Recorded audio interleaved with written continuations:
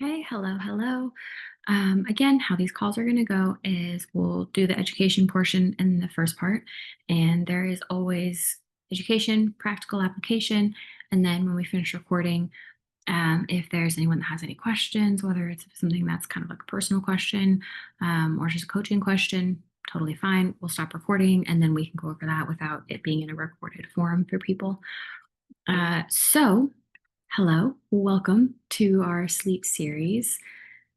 Tonight is a little bit, these times are, I guess, anytime you schedule anything, if you have a 2-year-old, um, it doesn't go according to plan. So crazy hair, but that's just because we got the 2-year-old down to sleep and we're just making it work.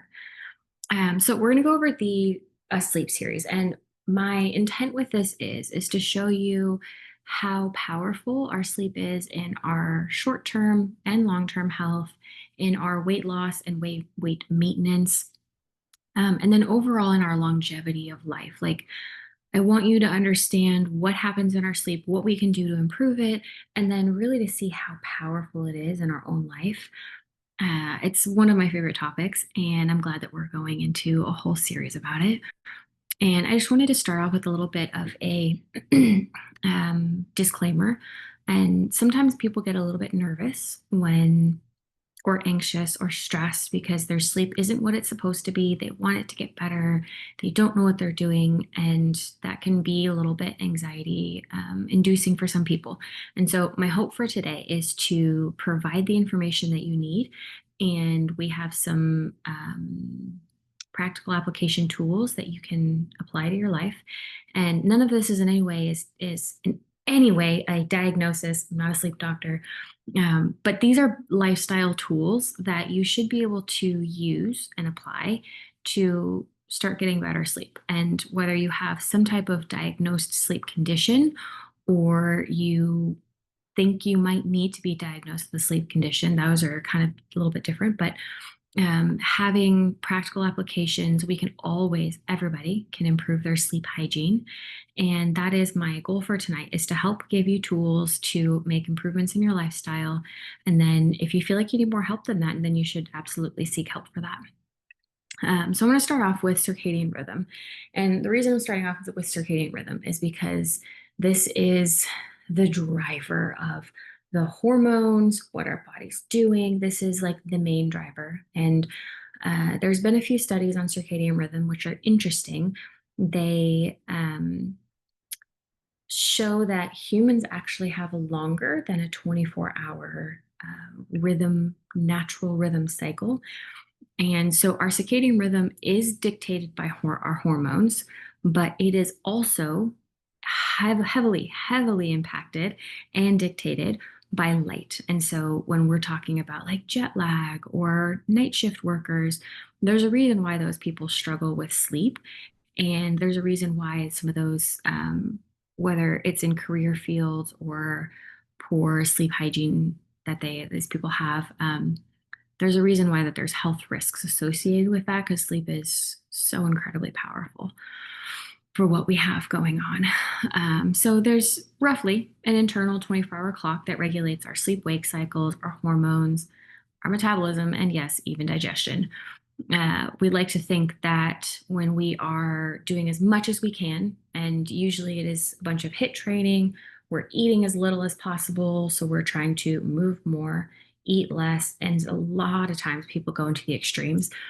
They don't address their sleep at all or their digestion, and their weight loss or their health improvements are dampened by that because of how powerful sleep is for us. And then our circadian rhythm is controlled, and it's the super charismatic pronunciation is always hard, nucleus in the brain, but it's the control center in our brain. So we're going to use some science, heavy science terms. At the same time, I'm going to break that down. So we're going to go into light, but I do want to talk about a couple hormones that people, whether we take medications for it or people talk about all the time, I do think it's important to talk about these hormones first. Um, so there's some main hormones at play. There is cortisol, adenosine, and melatonin. These are some of the biggest hormones that are in play when we're talking about sleep, regulating them, knowing what our body's doing, and then how to support them. So I I like to bring up these hormones first because most people have some type of caffeine addiction and or a deep love. And that's okay. I'm not totally hating on caffeine, but I want you to understand what happens in your body and what's happening with those hormones, and not saying we're never drinking caffeine, but we just know maybe better timing for our caffeine or better dosing for our caffeine. And so sleep pressure, this is one of the big terms when you're thinking about in the morning you wake up, your cortisol shoots up, and that with the light also impacts, gets your brain to wake up, which is very cool. Your cortisol is at the highest, and your melatonin is at the lowest first thing in the morning. Your adenosine is also at the lowest. And throughout the day, your body builds up adenosine. And in that, that is building the sleep pressure. And so happening in your brain. But you're building your sleep pressure, and that's kind of like a battery meter. The longer you're awake, the longer it fills up. And that main hormone in there is the adenosine. And whenever it gets to the brink of its like full point, and this is an actual like filling up of this hormone in your brain, in a specific spot in your brain. And whenever it gets to that brink, then that's where that sleep pressure is at the highest, where you have that like, oh my God, I can't, you're sitting there and you're like, eyes are falling asleep. That's what's happening with that adenosine.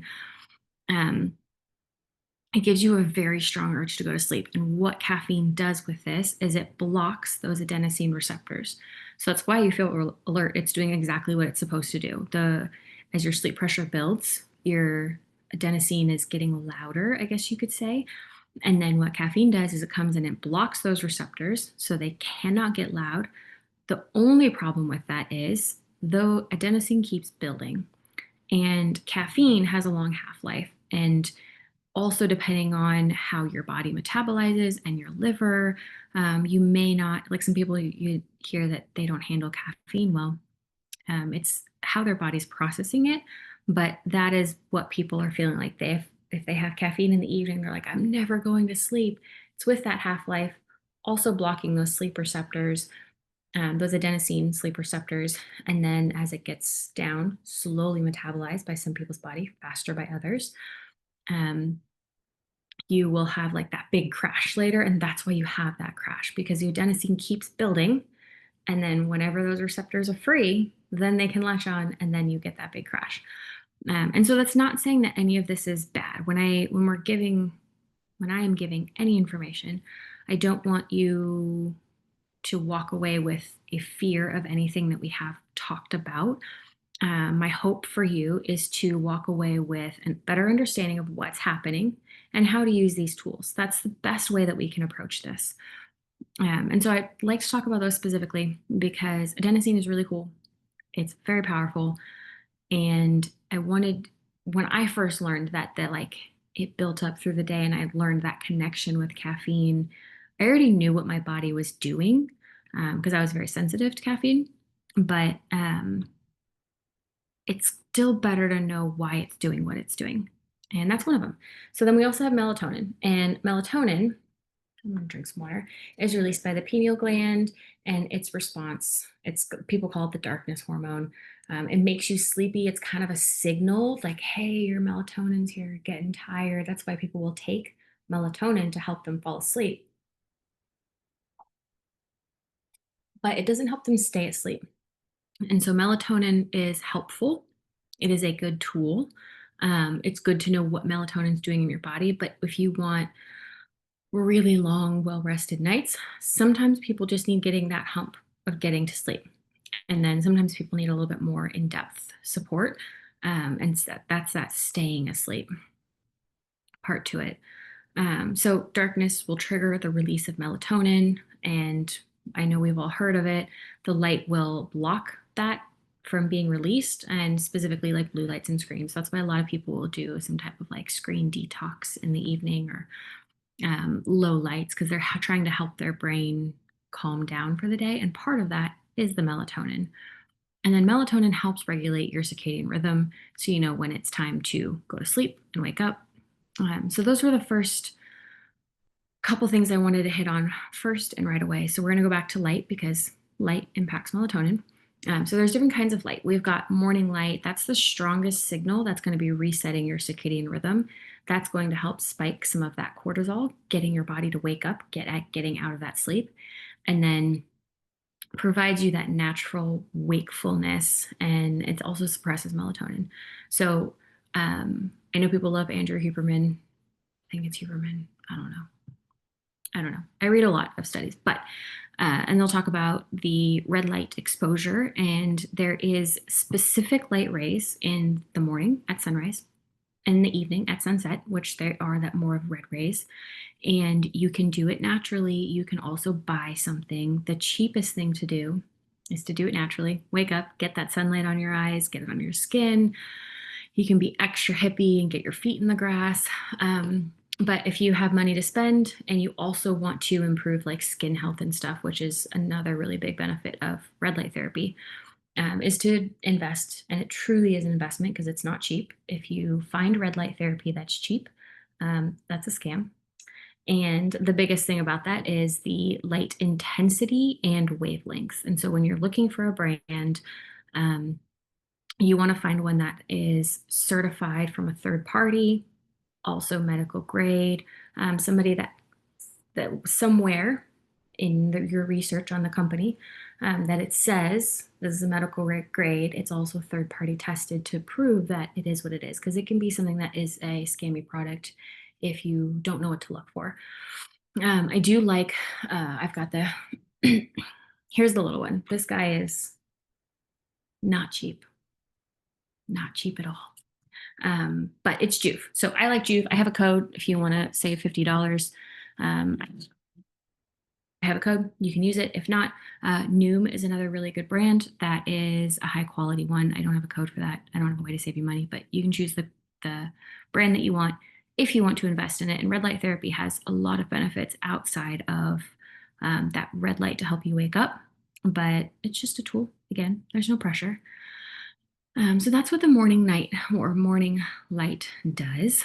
And one of our preferred um, patterns, routines that we have is to wake up, whether I get red light from my device, and that's usually in winter just because the sun rises so much later and we have things to do. Or you get red light from the sun and it rises earlier in summer, so we'll get that sunlight and it's usually warmer, so we'll go outside. But we'll get that red light in the morning. And what that's doing is it is helping you wake up. It is resetting your circadian rhythm. It is helping your eyes start the chemical when that red light and light comes into your eyes. It starts the chemical processes for your body to be able to use, synthesize vitamin D. And it also starts the process of building up what you need for that sleep pressure. So when you're thinking of actionable steps, the most free thing you can do is wake up and get out in the sunrise. And then there's the daytime light, so that helps stabilize energy and mood, prevents mid afternoon crashes. We can also talk about, and this will be next week, but we can talk about blood sugar regulation and what that's doing. It might be sleep that you're struggling with, but if you wake up at 3 a.m. and you also have afternoon crashes, that's more likely a blood sugar dysregulation issue. But improving your sleep also improves your blood sugar regulation and your insulin sensitivity. So you having one without the other is pointless. It's important to address both of them. And then again, for the evening light, we talked about that blue light from screens. You can do blue light blockers. You can also just not have screens in the evening or these like really bright lights that I have for this recording. But you can do a completely free option of not having screens in the evening and getting in relation with the people around you, playing games, doing chores, which sounds super boring. I would choose playing games or reading a book from paper book, real live paper book. I use cards. My husband will get me whatever card, birthday, anniversary, but I use cards as my bookmark instead of buying a bookmark. And then I get to read the little love notes. So we're going to go back to hormones. I wanted to skip to light so we could understand what's happening with melatonin and then why light is important. And we talked about the hormones a little bit. We talked about how our cortisol peaks in the morning, it declines throughout the day. And so when you're thinking about pairing behaviors, because there's a lot of things that we can do to improve our health, our hormones, our fat loss. There's so many things we can do. And if you think of them individually, it can get kind of a lot. And so I like to do habit stacking. And I'm a ritualistic person. The caffeine, my morning coffee, specific flavor, a specific cup. It is very everyday ritualistic. I have to do that. And so because your cortisol spikes, having your caffeine or coffee fasted um, makes the problem worse. And it also makes the problem with blood sugar regulation worse, which is very frustrating. I get it. And so with the habit stacking, I like to get up with the sunrise, get that light, red light in my eyes, have my coffee, but also have a snack with my coffee.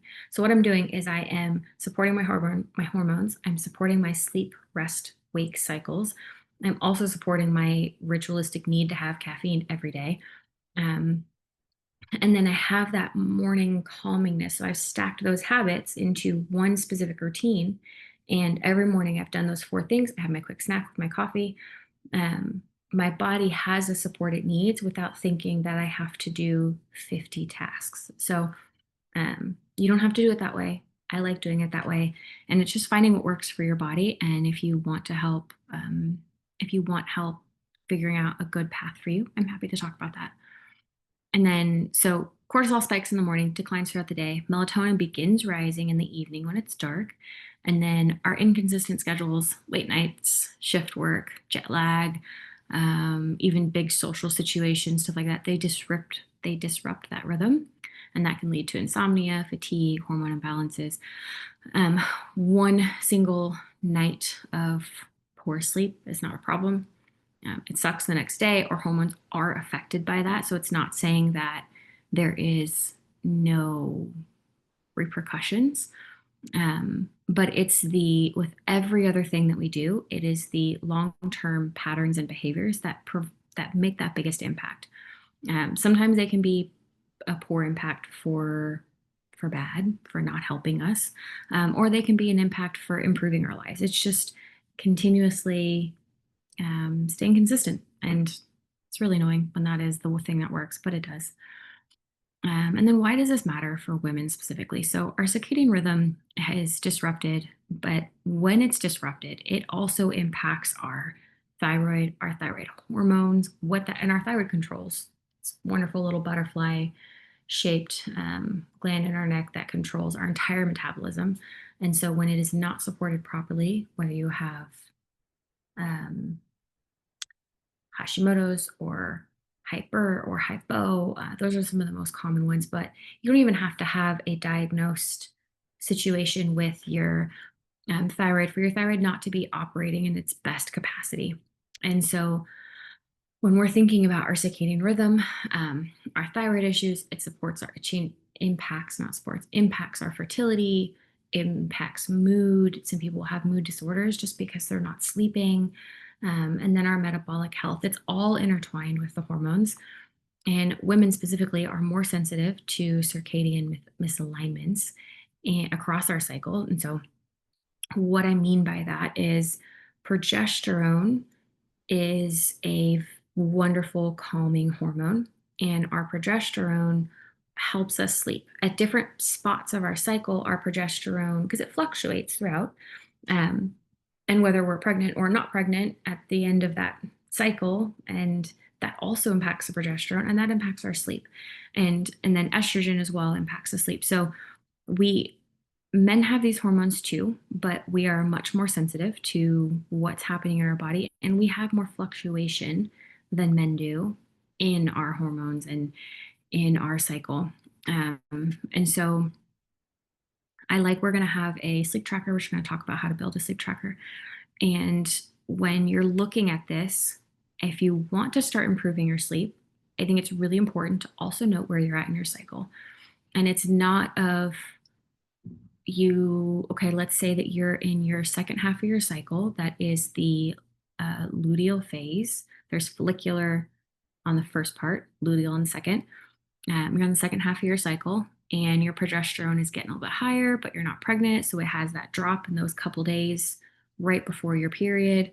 A lot of women have really terrible sleep those couple days before their period. And then they have it maybe within the first day or two when your progesterone is really low. And so when you start this tracking of what's going on with your sleep, I encourage you just to be curious and to say, where am I at my cycle? What were my habits throughout the day? And then how did I sleep? How did I feel? What was my sleep routine? All of them can come together and you can make very small adjustments. And then in those adjustments, you can start feeling better. But I would hope that you wouldn't track for 2 days, not realizing you're about to have your cycle. Your sleep is terrible. And then you think everything's terrible. I might as well give up because that's not going to help you. So the, yeah, we'll talk about the building a tracker. So progesterone, estrogen, we talked about progesterone. It's kind of calming. It supports that deep sleep. It's great until it's not there, and then you're miserable. And then while estrogen is low, like in perimenopause, that can cause night sweats and insomnia. And so a lot of women won't realize that they're in perimenopause. It can last up to 10 years. It can start as early as in your mid 30s. Very annoying, but in that process, your progesterone and your estrogen change. And in those changes, women will feel those disruptions in their body, even if it's not an easily testable change because they're still within average ranges of what's healthy. They still feel that in their body. And what that is it's the hormones changing. And there is things that we can do to support your body in that.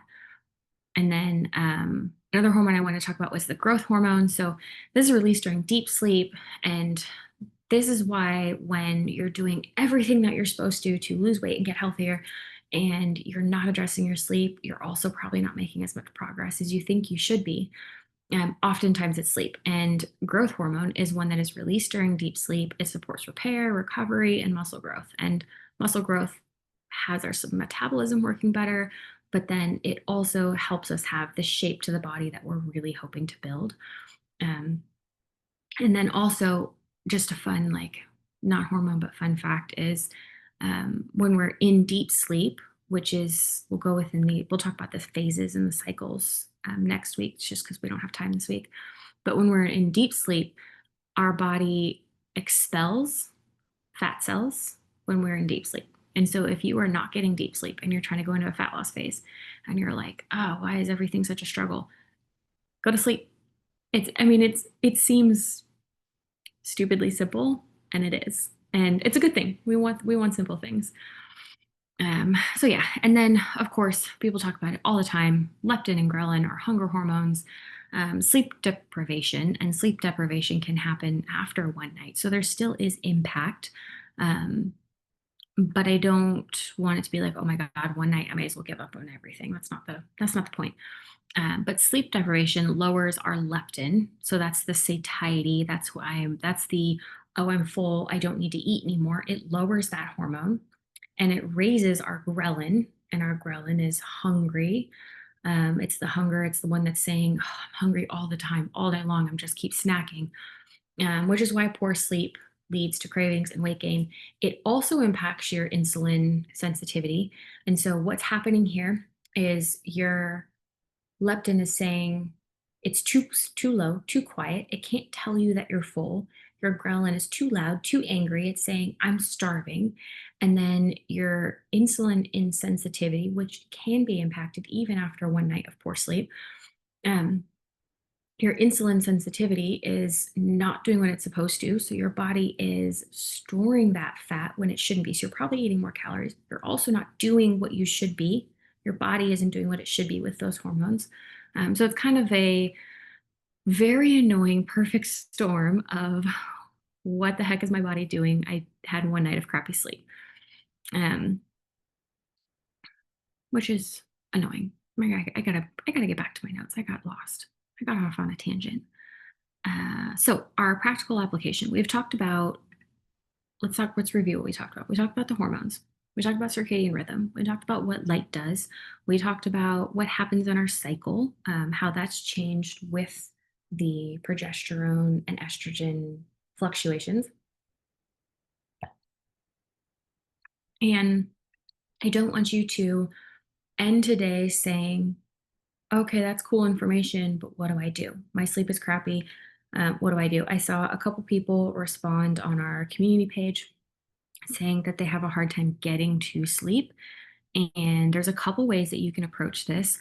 We will go on the, I will go in more detail on the free things, but quickly, sometimes people have a hard time falling asleep because their brain is too loud and they um, maybe possibly have some anxiety. It does happen. And then some people also have issues with going to sleep because they are deficient in magnesium. And a lot of people are deficient in magnesium. I really love, there's two options. There is the Hello Ned night magnesium drink. It's got a blend of magnesiums. Also, it has GABA, so it's kind of like a warm blanket on your mind. It's very lovely. I have no codes. It's just a great product. You use it if you want. And then another option is dark tart cherry juice. And this is naturally occurring melatonin in it. And so when I am pregnant or breastfeeding, I love the dark tart cherry juice. And I will mix like an adrenal mocktail in there. You don't have to, you can. Um, there's a couple products from Jigsaw Health that I like. If you want them, I'll send them to you. Or you can just do the tart cherry juice, which is in the grocery stores. So I will have that, and it has naturally occurring melatonin. It also has with the adrenal mocktail, the minerals that are needed to support your adrenals, which also supports your body being calm and sleepy, in stress response. And so that's kind of a much more in-depth other side to that, but it's an option. And then when I am not pregnant or not breastfeeding, I really love the Hello Ned magnesium GABA blend product. And the only reason I have that differentiation is my doctors have told me, and then from the research that I've done, is you shouldn't be taking GABA in high doses while pregnant um, or breastfeeding because maybe it could get through the breast milk. It's not really clear. A lot of people won't study pregnancy because there's some big ethical implications in that. So you have two options based on where you're at in your life that are products or something that you can buy. I actually really hate using prescription grade melatonin as a first line of defense. Um, our bodies make melatonin, a lot of hormones. When we start supplementing the hormone, our body is like, oh, I'm going to conserve. I don't need to do that. I don't need to make it because I'm already getting it. And so melatonin is helpful for people. I'm also not a prescribing doctor, so that's number one. People can get it over the counter, and that is kind of another option to that. I hate it as a first line of defense. I think that we have so much more power in our daily, like light exposure, daily patterns and behaviors before we jump to a hormone that could potentially disrupt the process more.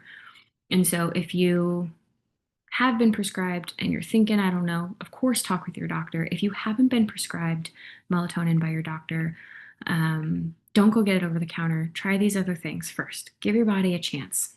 And sleep is an interesting thing. We can make improvements pretty quickly with some things. Some things take longer. And if you have questions, of course, I'm happy to talk with you about them. So there's some practical applications, and get your pen and paper out, write these down, and then figure out which one works for you. We can start with one. You don't have to do all of them. But again, I love the morning light ritual, and that's like 5 to 15 minutes daily. The studies show that if you get that light within like 90 minutes, I can't remember if it's sunrise or waking, but getting that light in your eyes will help with that. Um, I love the habit stacking. I really love habit stacking. But within 30 or 60 minutes with waking up, and usually that's just better with people's life routine of not waiting 90 minutes before you get outside because usually we're too busy. Go outside without sunglasses, 5 to 10 minutes. Even on cloudy days, you still get enough light. And then you could do a gentle walk or, again, habit stacking. And you could do um, a stretching or Pilates routine, or you could do your workout outside, or you could have your coffee and a snack outside. And there's a lot of things that you can do. I like habit stacking. And then the you could also do this or just choose to do number two, daytime light and movement. Aim for some type of natural light during midday, lunch, outdoors, go for a short walk, do both. I mean, whatever works for you. But movement during the day also helps support that circadian rhythm. And so when we're talking about getting a walk early in the morning or getting a walk at lunch, it helps with your blood sugar regulation, which also helps your sleep, which also helps your blood sugar regulation the next day. And so it really is like a compounding effect when you are supporting blood sugar regulation and sleep at the same time because they talk to each other and they impact both of each other. The third option is evening light hygiene. And this is kind of the sleep hygiene that we talk about. 2 hours before bed, dim your lights in your house, avoid the overhead bright lights, lamps, warm tones, candles, whatever you're deciding to use. Blue light blocking glasses if you have screens, or stop screens a whole hour before bed. Again, we can talk about habit stacking of let's say that you're not doing a screen time, but you're someone that does prayer or meditation or journaling or stretching in the evenings. You can pair that so you're habit stacking, you're getting those benefits, um, but you're kind of doing them all at once. And so you're getting all these benefits while also not thinking about the 30 things that you're trying to do to improve your life. Love habit stacking. And then sleep log. And this is where some people can get stressed out because being tired is stressful and we are less likely to think better. We are less likely to handle our stressful situations. We are less likely to respond better to depression and anxiety when we're not sleeping well. And so when we think about logging it and having data, sometimes that can be a little much for people. You know you the best and you have to trust yourself. So if you think that creating these logs is not your best first step, then don't do it. If you're a person who loves data and information and the log seems like a great first step, then do that. So you can just very easy log to say what your wake time is, when you have your first light exposure, bedtime, last screen exposure, how long it took you to fall asleep, and then what your quality of sleep felt like, a 1 to 5, 1 to 10 scale, whatever works best for you. And then always adding where you're at in your cycle. And if you are on any type of hormonal birth control, sometimes this can be a little bit more difficult knowing what is happening because it's an artificial um, stimulus with those hormones for your body. And so a lot of times we think we know what our body's doing, but it's really the hormonal birth control. So it's, again, not the end of the world, but it's important to note these things because they do absolutely have impact. And those are your options. So morning light, daytime light and movement, evening light, or a sleep log. Choosing one or all will all help improve your sleep and what's happening. And so this isn't just about like getting the most hours either. Women do need more hours than men. There is a variation between people and how they respond. And you talk to any new parent, they get 2 hours of sleep and somehow they function. And this is for months and months on end, um, which just seems crazy until I did it. And then I was like, oh, this is how you do it. You don't have a choice. So when we're looking at sleep, it's more than just the hours, it's also about the timing and then what's happening with our hormones. So when we'll talk more about timing next week, and it's so interesting, a lot of really great stuff. But goal is to get at least a few hours of sleep before the hours of midnight. But for this week, just get curious. You don't have to change anything. If you just start with your sleep log, you'll naturally start making adjustments. If you want to change things while also doing the sleep log, you can do that too. And then I love aligning our light exposure. It helps with our hormones and all that signaling that's already happening. And then also, it's free, and I love free options. I love free changes and strategies that you can add to your own life. And let me make sure, let me go back through my notes, make sure I didn't forget everything. Okay, that was all that I had to talk about. Again, when we're talking about caffeine and sleep pressure and adenosine and melatonin and cortisol, all this stuff, it's not to say that caffeine is the end of the world, but it is also the most abused drug that people have. And so I love starting with getting curious. If you are a person that has caffeine all day and you have to have it in the afternoon because if you don't, you have that crash, I would encourage you to start off with a protein and fat snack, some type of actually chewing food, not just putting something in your coffee, some type of protein snack with your coffee in the morning. And then just annotate how you feel the afternoon and when that last cup is. And after a few days, try shortening that by an hour, a couple hours. You will feel that response. You absolutely will.